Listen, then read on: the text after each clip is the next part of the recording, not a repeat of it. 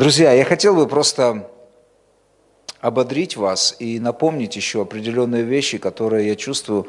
Дух Божий меня снова и снова поворачивает на эти темы, и я верю, что это очень важно. Вы знаете, в чем был успех служения Иисуса Христа? Кто может сказать, в чем был успех? Почему Иисус был успешен? Потому что Бог был с ним. Делал то, что Бог говорил. Слово подтверждалось силой Божьей.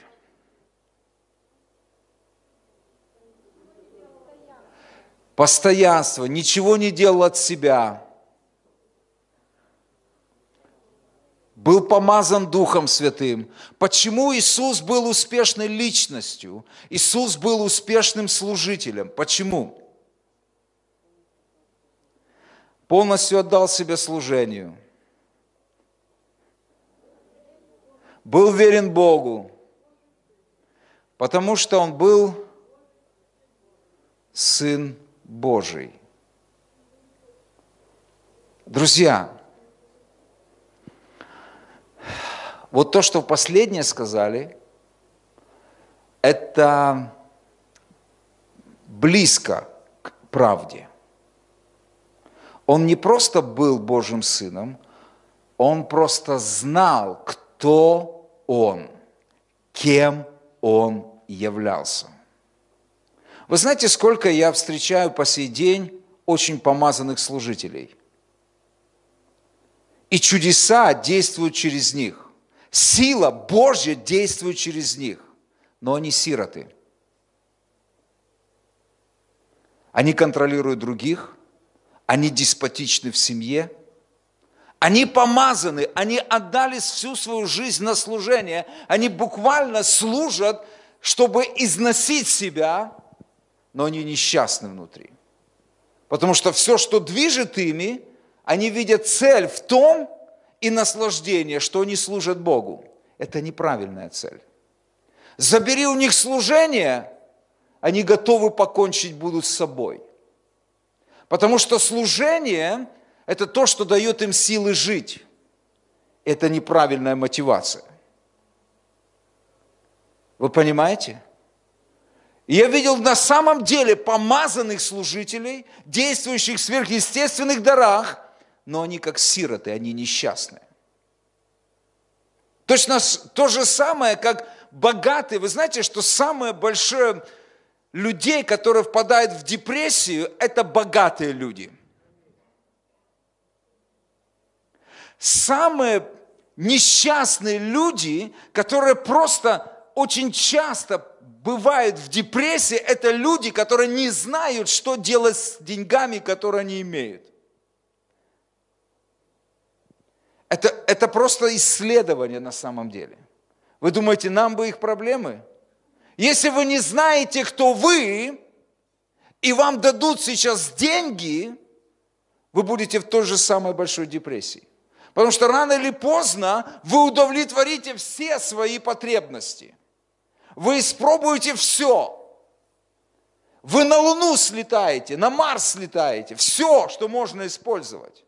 И вы в итоге скажете, что еще могу? Вы понимаете?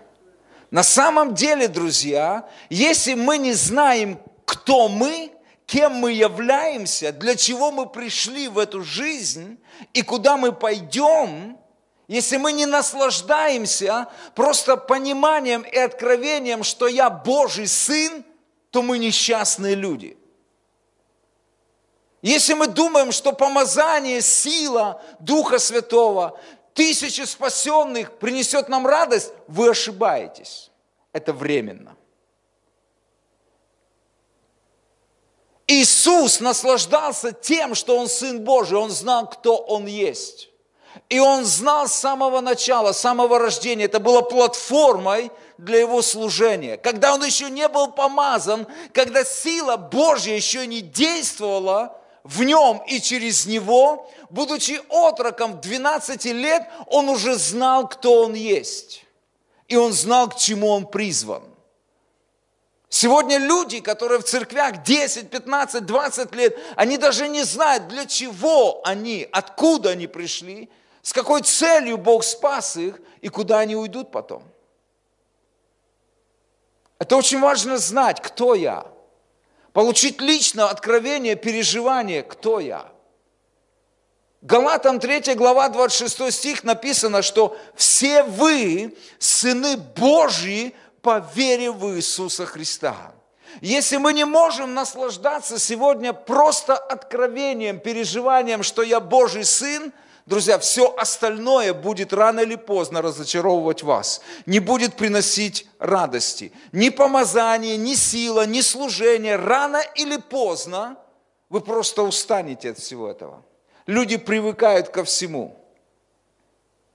Если мы не можем наслаждаться, если мы не знаем, кто мы есть. Луки, 2 глава, помните, да? Когда Иисус, будучи отроком, отстал от своих родителей, и родители через несколько дней нашли его в храме, и он просто спорил, говорил на основании закона с учителями закона, фарисеями, они удивлялись, откуда у него такая мудрость, он ведь отрок. Но знаете, мать, она сказала: «Чадо, ты заставил нас волноваться, мы искали тебя с отцом». Вы знаете, что Иисус ответил? Он был 12 лет, он был подросток. Знаете, что он ответил им? «Зачем было вам искать меня? Или вы не знали, что мне должно быть в том, что принадлежит Отцу моему?» Они не поняли тогда, о чем он говорил. Они не поняли. Но Иисус тогда уже точно знал, кто он. Он точно знал еще задолго до того, как Дух Святой, помазание Святого сойдет на него, и сила Божья будет действовать через него, он точно знал, кто он, и он наслаждался, он знал, для чего он пришел. Сколько из вас знает, кто он? Сколько из вас знает, кто он? Я говорю не просто теологически, что вы скажете: я сын Божий, я дочь царя. Я не говорю об этом, насколько это впечатляет вас, насколько вы благодарны Богу, что вы спасены, насколько вы переживаете наслаждение просто от того, что вы просто являетесь Детем Божьим. Насколько вы знаете, что вы уникальны, насколько вы знаете, что вы, нет, я скажу вам, нет подобного вам. Вам нет подобным. Вы представьте просто от сотворения земли. Я повторял это и повторяю снова и снова. От сотворения земли. Такого, как вы, никогда не было. От сотворения земли такого, как вы, никогда не было. Сегодня, в этой современном отрезке времени, такого, как вы, не существует. Вы единственный экземпляр среди 7 миллиардов граждан сегодня. Вы единственный экземпляр. Вы оригинал. Копий нету. Даже приблизительно копий нету. Вы единственный оригинал в своем роде. И во всей вечности, в будущем, такого, как вы, никогда существовать не будет. Просто представьте. Когда вы понимаете, что вы уникальны, вы оригинал, сегодня люди отдают миллионы долларов для того, чтобы купить картину Рембрандта, купить картину какую-то и наслаждаться просто картиной, шедевром, не понимая, что все-таки картина, это, люди думают, что это шедевр, она написана откуда-то, она придумана откуда-то, но это не оригинал. В Божьих глазах оригинал – это тот, с кого писалась картина.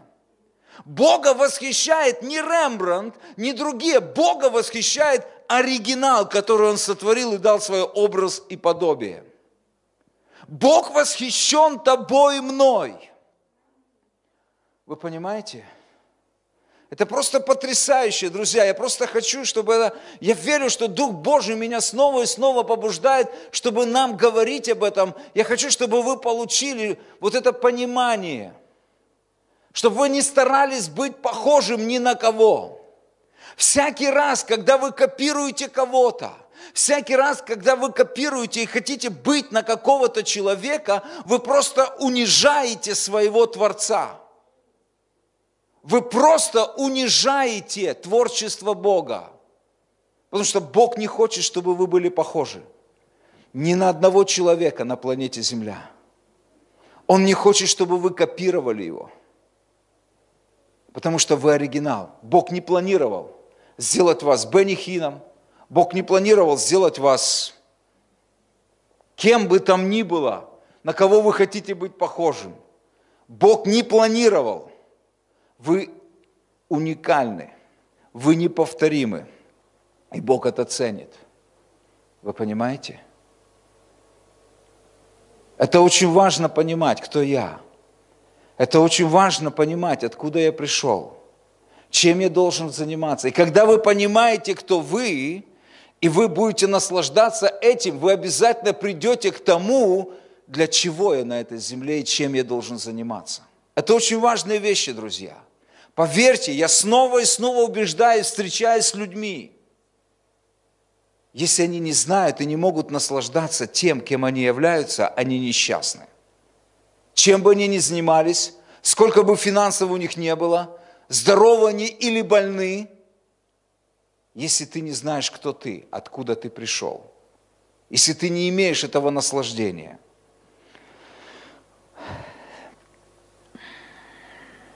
Поэтому это очень важно. Мы должны знать, кто мы. Мы должны знать, кто мы. И Слово Божие, оно дает нам это понимание, дает нам это откровение. Слово Божье, оно дает нам это понимание и это откровение. Смотрите, Евангелие Иоанна, 1 глава, 12-13 стих. Я просто дам вам некоторые вещи, но, друзья, то, что я дам вам, это просто истина.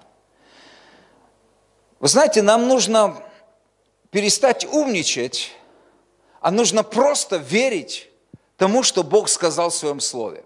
Очень просто. Верить, стоять на этом, молиться, чтобы это стало нашим.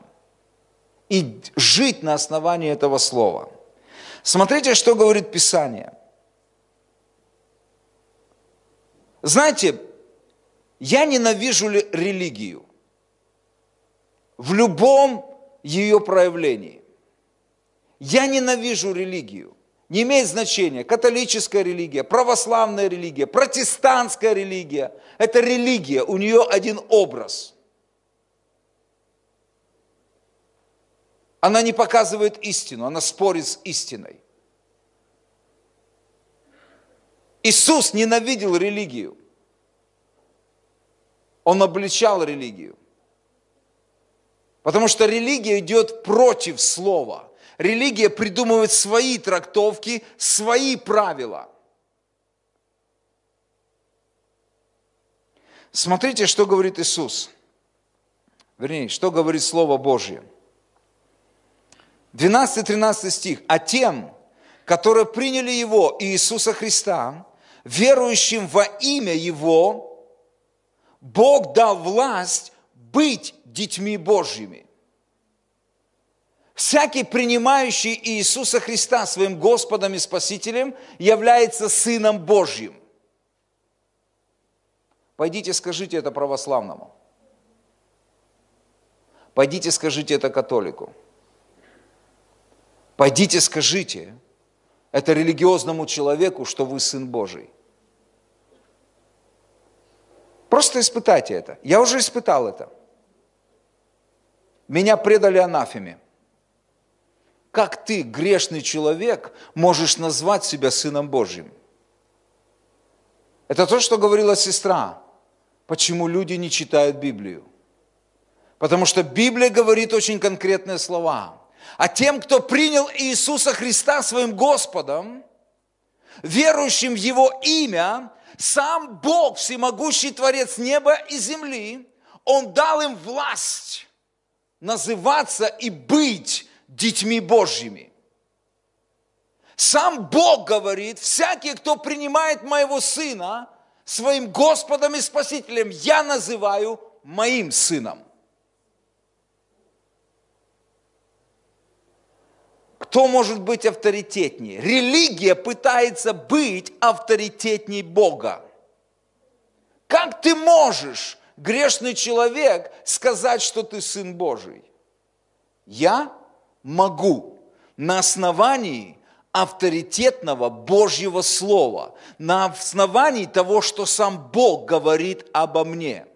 Авторитетней личности во всей вселенной нет.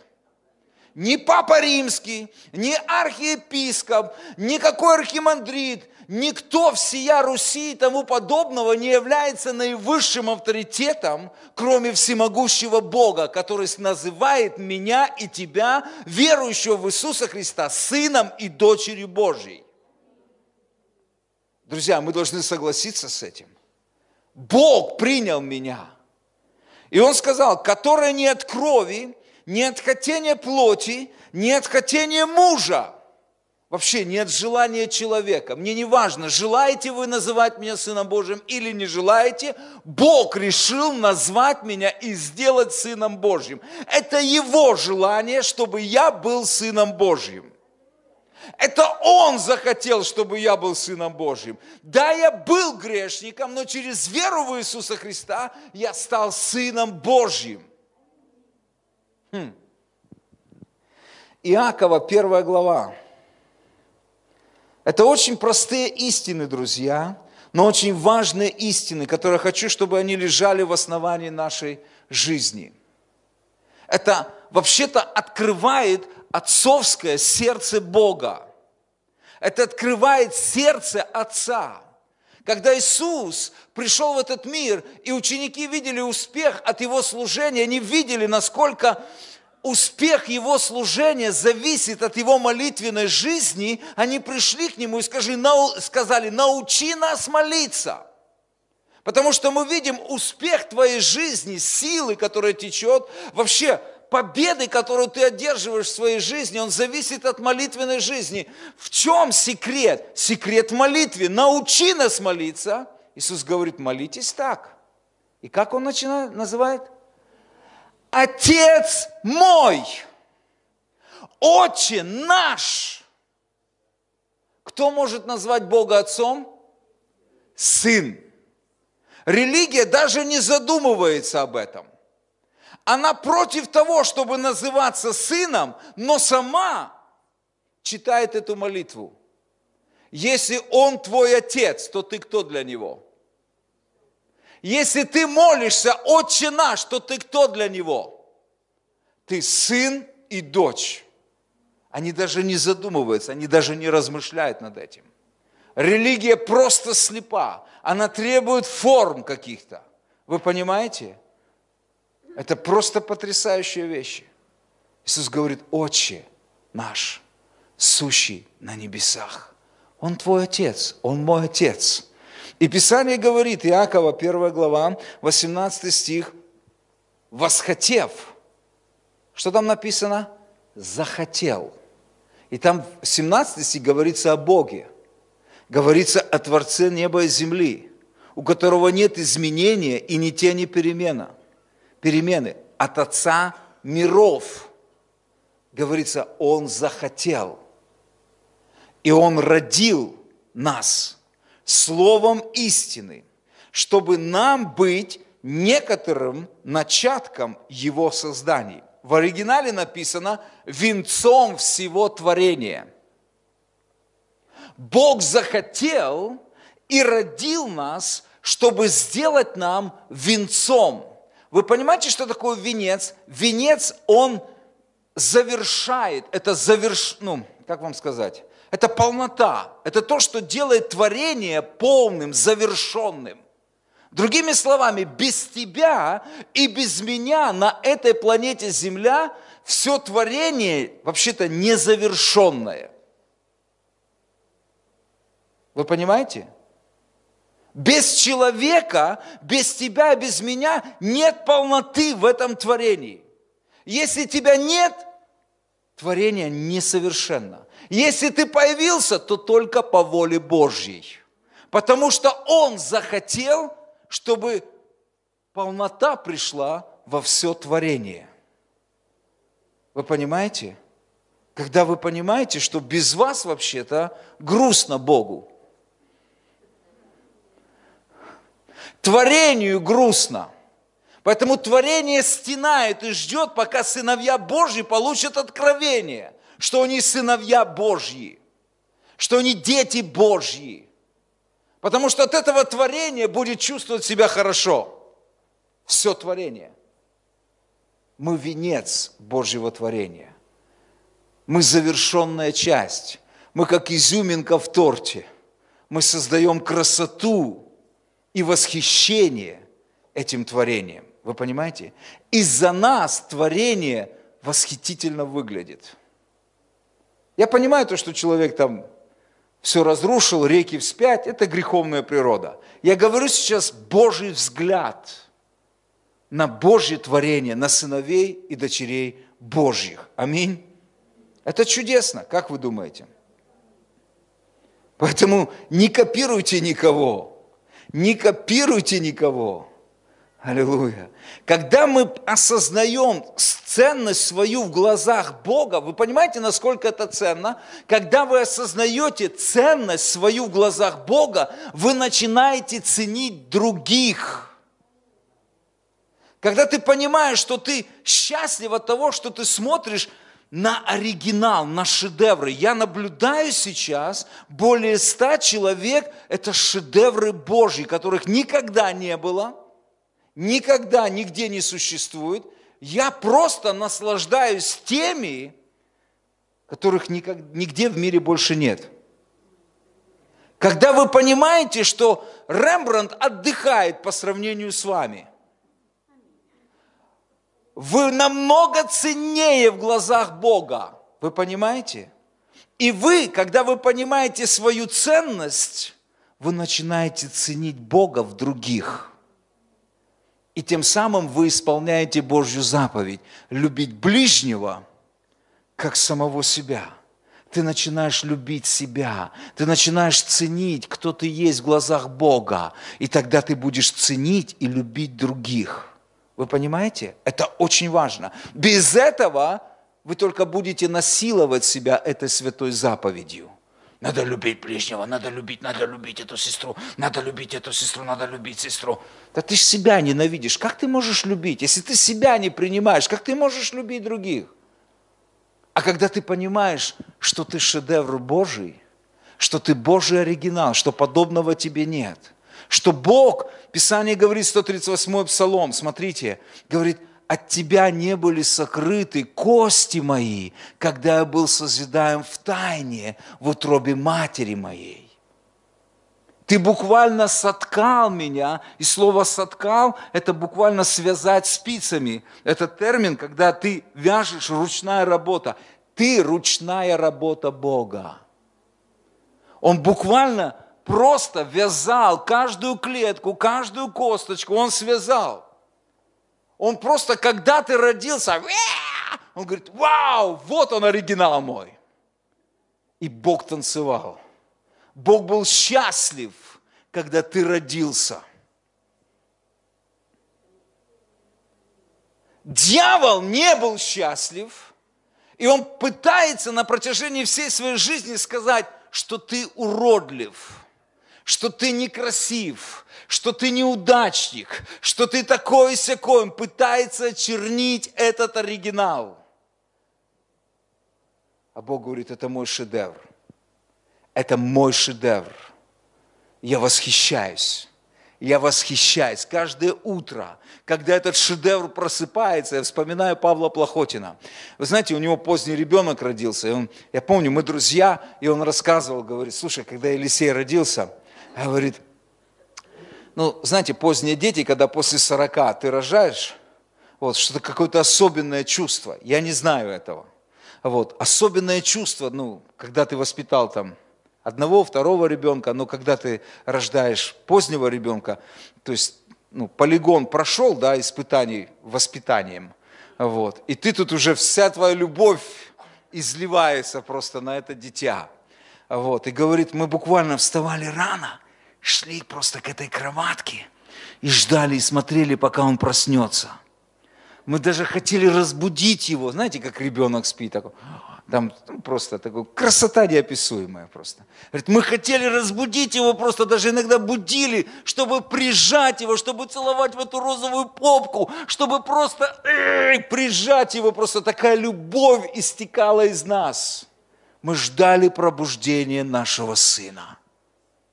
Если это в нас просыпается в несовершенных людях, то в совершенном Боге, когда Он смотрит на нас, как Он ждет твоего пробуждения.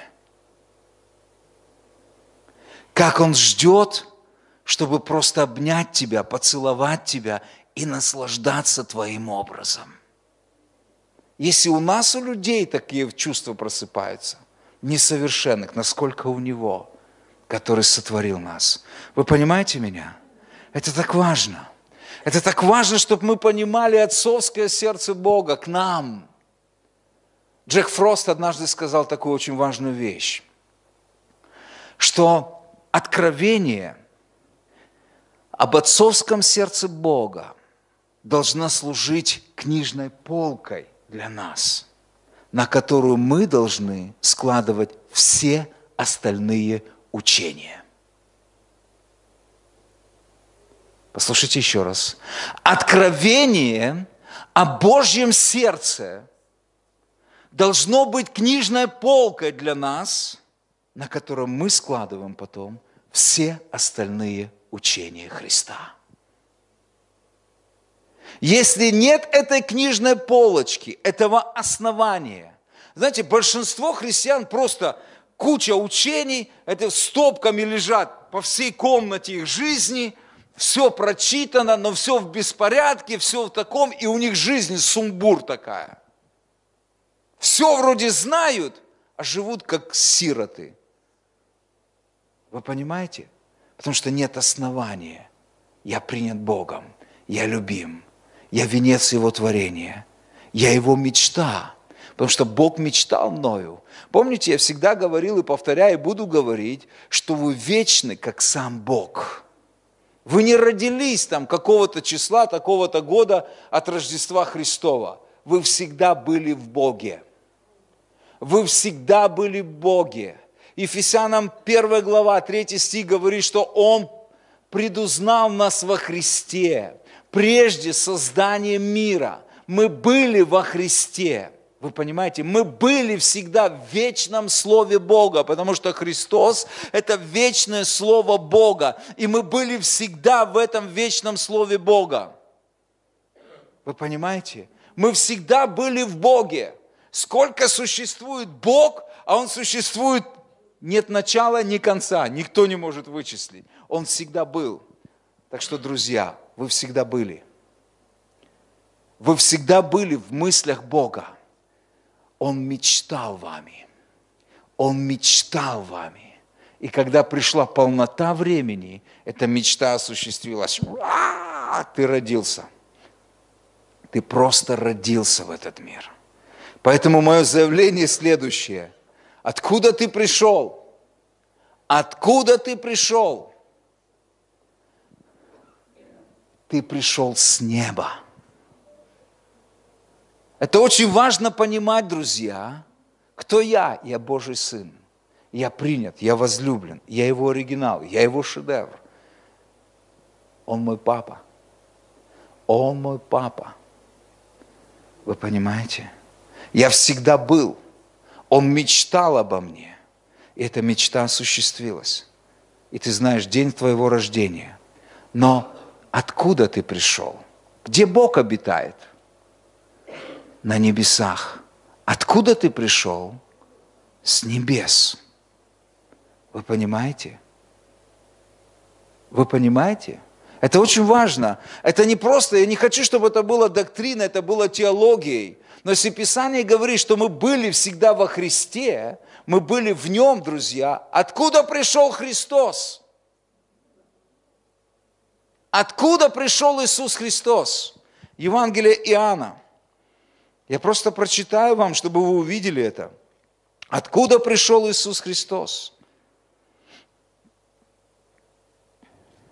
3 глава. Сам Господь Иисус Христос говорит, 13 стих. «Никто не восходил на небо, как только сошедший с небес, Сын Человеческий, сущий на небесах». Никто не восходил на небо, как только сошедший с небес, Иисус Христос, который всегда был на небесах. Который всегда был на небесах. Аминь. Вы понимаете?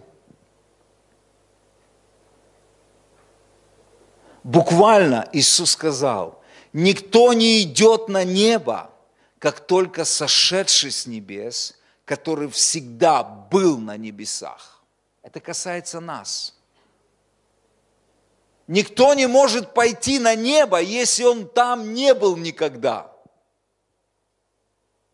Никто не может пойти на небо, если он там сначала не был. Вы понимаете? Я еще раз прочитаю вам. Никто не идет на небо, как только сошедший с небес, который всегда был на небесах. Это то, что Иисус буквально сказал. Никто не восходил на небо, как только сошедший с небес Сын Человеческий, который всегда был на небесах. И Писание говорит, что мы были во Христе. Откуда мы пришли? С неба. Ты человек неба. Ты не человек земли.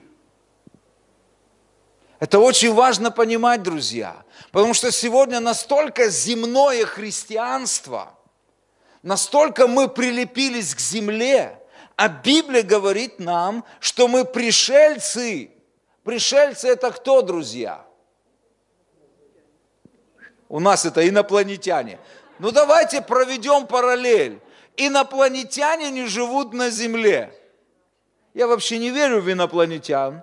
Я знаю, что это демоны и бесы, но они с других планет. Мы с другой планеты. Помните, как Иисус однажды сказал, вы от низших, я от высших, а мы во Христе. От кого мы, друзья? Мы от высших, мы с неба, мы пришельцы, и другое место говорит, Евреям это 11 глава, мы странники, то есть странствующие люди, которые не имеют вообще-то постоянного места жительства. То есть мы, проходимцы, мы проходим по жизни. Мы проходим по жизни, вы понимаете? И Бог просто поставил как пример ветхозаветных праведников Авраама, Исаака и Иакова. Он говорит, Он не дал им вообще-то постоянного места жительства, и они жили в палатках. Они не строили дворцы. Эта палатка, это образ, что ты всегда можешь собраться и пойти. Они не вкладывали себя в земное. Они вкладывали себя в небесное. Вы понимаете? Они не держались просто земли. Они понимали, что я пришел с неба. Первые праведники, пророки, они точно знали, откуда они пришли. Он говорит, мы пришли с неба, поэтому мы странники и пришельцы. И помните, евреям написано, они ожидали города, другого города, настоящего города, которого строитель, архитектор и художник был Бог. Вы понимаете? И это небесный Иерусалим. Почему сегодня церковь живет так, как будто земля ее дом? Почему мы привязаны к земле? Почему нас так сильно касаются земные вещи? Почему нас касаются земные кризисы? Мы пришельцы и странники, друзья. Когда мы будем думать так, когда наше мышление будет таким, мы будем проще относиться ко всем вызовам, которые происходят на этой земле. Потому что наше обеспечение не от этой земли. Наше обеспечение с небес. Вы понимаете? Те, кто живет небесными откровениями, переживанием и небесной теологией, и небесными вообще, они будут счастливы. А те, кто живет земными какими-то категориями, они будут переживать скорби, давление, мучения, страхи, недоверие и так далее, и так далее, и так далее, и так далее. Вопрос, это так важно знать, кто я, какими категориями я должен жить. Я не игнорирую того, что происходит, но это не должно влиять на мое сердце, влиять на мой разум, влиять на мою радость и на мою жизнь. Потому что Бог мой источник, Он послал меня с миссией на эту землю, и Он позаботится, чтобы я исполнил эту миссию. Мой обеспечитель, не экономика моей страны, мой обеспечитель – это Всевышний Бог. Если надо, Он откроет прямо возле меня, Он откроет просто воронку изобилия. Он делал это в Ветхом Завете. Он делал это в Ветхом. Помните, когда Самсон сражался, и он устал, и он говорит, все, силы закончились. Физические, естественные силы закончились. Помните эту историю? Может быть, вы забыли. И он говорит, все, Господь, я умираю. Это было физическое состояние. Что сделал Бог? Прямо возле него открыл источник пищи. Просто открыл источник силы. Открыл источник. И он подкрепился. И снова стал сильным. Помните историю, как Сара и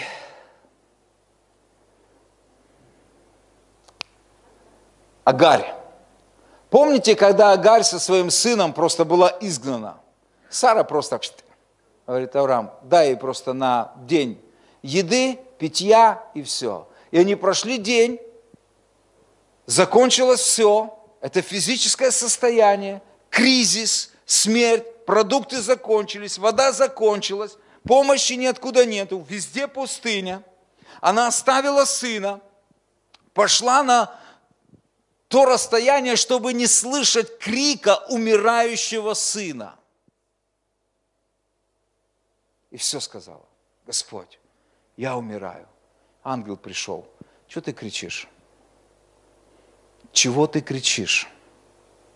Говорит, я умираю, воды нету. Открой свои глаза, посмотри. Вот источник рядом с тобой. Вот источник рядом с тобой. Иногда, друзья, физическое, если вы переключаетесь на физические вещи, и вы акцентируете внимание на физическое, вы даже не видите естественный источник обеспечения, который Бог приготовил для вас. Потому что тот источник, он был всегда. Из-за того, что ее глаза были затуманены проблемой, она не могла видеть Божье обеспечение рядом. Это как прообраз для нас. Твой Искупитель жив. Господь Эль-Шаддай, Бог, который обеспечит всем больше, чем достаточно. И Иегова Ире, Господь усмотрит все на пути, чтобы позаботиться. А мы, как Агарь, кричим. Что будет, что будет? О, шеф, что будет? Все пропало, все пропало, все пропало. Ничего не пропало. Бог на небе, Он не в депрессии. Или Бог пьет сердечные капли. Какой кризис на Украине? Как же мои дети выживут там? Господи, как же они выживут? Лишь бы они, ой. И ангелы капли ему сердечные. Господи, не переживай, ну как-нибудь мы им поможем. И Господь просто как-то там вот, ой, как же они выживут? Кризис на Украине. Как вы думаете, Бог сидит и волнуется за кризис?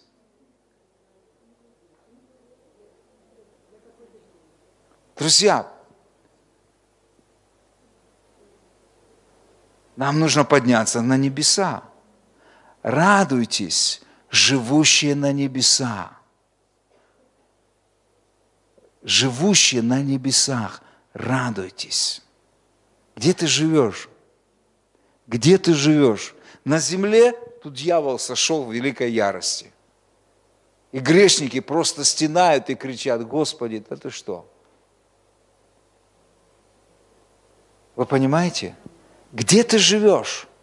человек неба. Ты от высших. Когда мы понимаем эти вещи, мы начинаем думать другими категориями. Не нужно напрягаться, верить, накачивать себя. Я верю, я верю, я верю. Ты просто живешь, наслаждаясь Богом. Господь усмотрит. Бог позаботится. Бог позаботится. Я говорю, пробуйте молиться, друзья. Только не в страхе, там, но если ты на небесах, просто проси у Господа. Просто проси. Он твой Отец. Неужели Он не позаботится о тебе? Неужели Он оставит тебя? Давид говорит, сколько я прожил, я никогда не видел праведника голодным и детей его просящим хлеба. Никогда не видел праведника таким. А мы уже переживаем. А как мы выживем? А что мы будем есть? А если мы все проплатим? А на что мы будем жить? Ты праведник? Кто твой отец? Давид говорит, я никогда не видел праведника голодным и детей его просящим хлеба. Ты и твои дети будут сыты, будут обеспечены и накормлены. Ты пройдешь. Возможно, не будет изобилия, ты выживешь. Перестань роптать. Ты выживешь. Масло в катке не перестанет. Мука не убудет. Там не было изобилия. Там не было хачапури. Там не было такого. Но было определенные вещи, да? Азар вышел просто. Но были вещи, которые помогли тебе прожить все это. Это время тяжелое. Аминь. Не всегда это время будет. Не всегда. Но когда ты понимаешь, что ты человек неба, ты по-другому мыслишь. Ты по-другому смотришь на смерть, друзья. Это то, что вчера говорила Нина Роткина, что некоторые боятся смерти. Когда ты понимаешь, откуда ты и куда ты пойдешь, то ты смерти не боишься. Ты понимаешь, что ты человек неба, ты пришел с миссией исполнить, что Бог хочет, и потом ты снова пойдешь на небо. Смерть для нас, друзья, это не приговор. Смерть – это очередная, последняя победа в нашей жизни над дьяволом. Вы понимаете? Мы уходим с этой земли победителями. Потому что мы знаем, что после смерти мы что? Воскреснем. Знаете, что победило дьявола на кресте? Не смерть Иисуса победила дьявола на кресте. Дьявола на кресте победило воскресение Христа.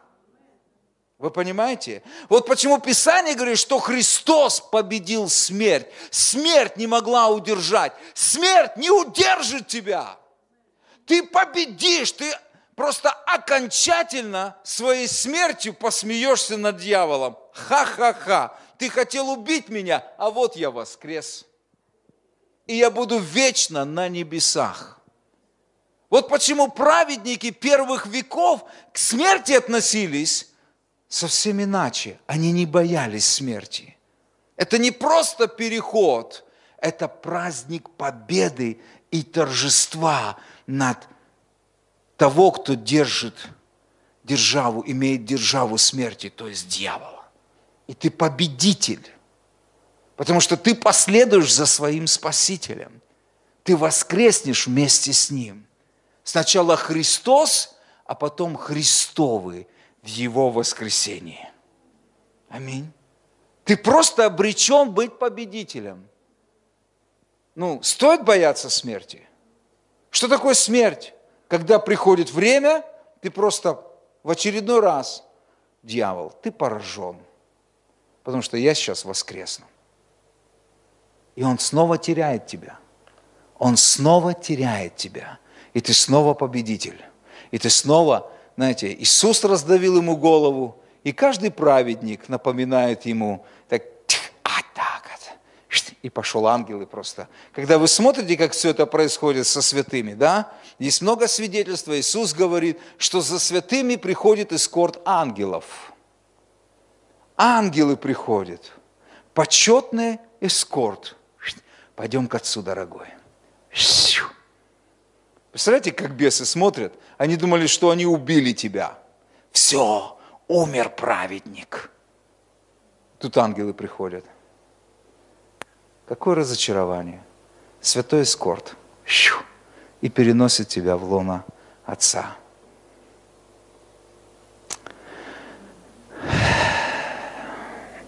Поэтому смерть – это не поражение. Смерть – это очередная победа в нашей жизни. Вы слышите? Для праведников. Нам нужно по-другому мыслить. Но так могут мыслить только люди, которые понимают, кто они, откуда они пришли, для чего они пришли и куда они пойдут.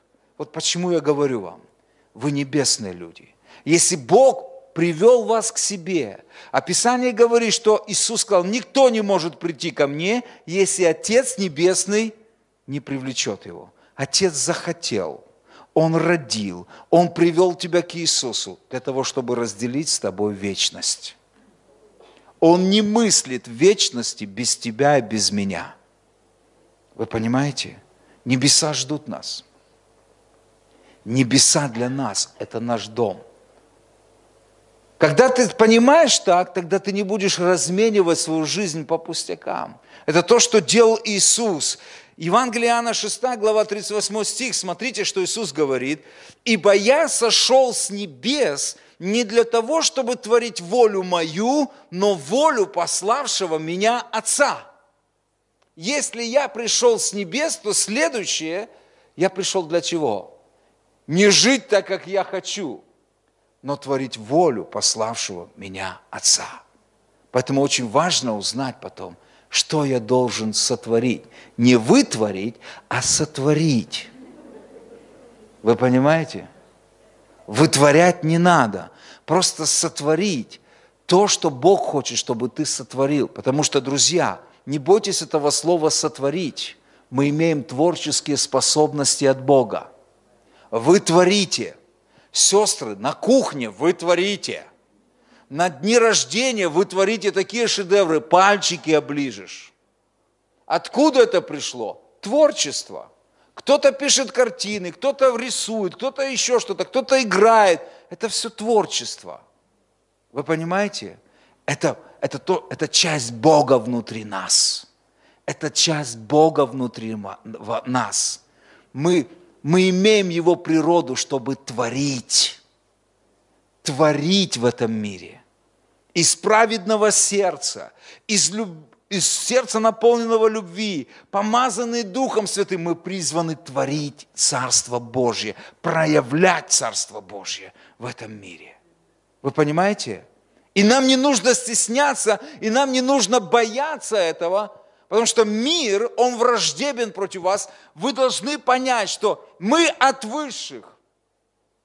Этот мир, который живет земным, он наполнен духом этого мира, и он всегда будет враждебным. Не бойтесь враждебности. Это наша участь, друзья. Но это без этого никак. Иисус был таким. Он говорил, меня гнали, и что? Но так же, как меня гнали, меня слушали, и вас будут слушать. Всегда будут те, кто будут гнать вас. И всегда будут те, кто будут счастливы при встрече с вами. Всегда будут эти люди, друзья. Нам не нужно бояться этих людей. Нам нужно просто исполнить, сотворить то, что Бог хочет, чтобы мы исполнили и сотворили. Чтобы мы повлияли на этот город, где мы живем. Чтобы мы повлияли на этот мир. Через молитву, через доброе слово, через добрые дела, через нашу жизнь, через просто, то, что есть доброго в нас, чтобы мы делились с этим миром. Вы понимаете? Кормили голодных, одевали нищих, проповедовали Царство Божие, исцеляли больных, изгоняли бесов. Все, что Бог дал нам, это не для нас. Это для того, чтобы раздать, чтобы растратить. Что говорится о праведнике? Расточил, раздал, и что пребывает вечно? Праведность. Праведность его пребывает вечно.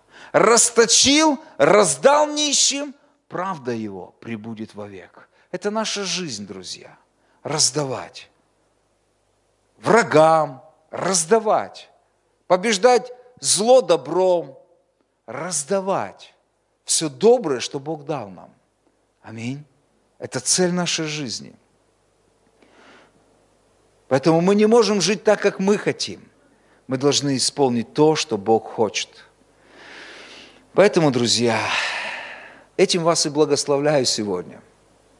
Хорошо, размышляйте над этим. Просто размышляйте над этим. Просто говорите это себе. Есть очень много мест Писаний в Библии. Иисус настолько ставил акцент на этом, кто Он, откуда Он, для чего Он пришел. А если мы хотим быть похожими на Него, Писание говорит, что Бог хочет, чтобы мы были похожи только на Него. Вам не нужно быть похожим на меня или на какого-то еще. Вам не нужно, пожалуйста, не огорчайте Отца Небесного. Не нужно. Единственное, на кого Он сказал, чтобы мы были похожи, это Римлянам, 8 глава, 28-29 стих написано, или 29-30 стих написано, кого Он предузнал, тем и предопределил быть подобными Сыну Своему Иисусу Христу. Все. Единственное, для чего Бог призвал, предопределил нам быть похожими на Иисуса Христа. Давайте стремиться быть похожими на Иисуса Христа, просить, Бог, помоги мне исполнить то, что делал Иисус Христос. Кормил голодных, проповедовал Евангелие, свидетельствовал людям, изгонял бесов, исцелял больных. Весь этот арсенал Иисус передал нам. Поэтому Он сказал, что верующий в Меня, все, что Я делал, и он будет делать. Там написано вообще слово «сотворит». Буквально «сотворит». Вы понимаете? Давайте начнем творить. Творить – это не когда ты сидишь на диване, и ты думаешь, оно должно как-то само собой как-нибудь устаканиться. Само собой Царство Божие придет. Нет. У тебя и у меня есть творческий потенциал. Поэтому нам нужно встать, выйти в этот мир и начать творить. Мы творцы истории, друзья. Мы имеем потенциал изменить этот город. Мы имеем потенциал, как церковь, изменить эту страну. Точно так же, как Иисус менял. Мы имеем весь этот потенциал. Весь этот арсенал Он дан нам. Аминь. Вы творцы, вы люди неба, вы пришли с миссией, и вы уйдете победителем с этой земли, когда придет время. Аминь.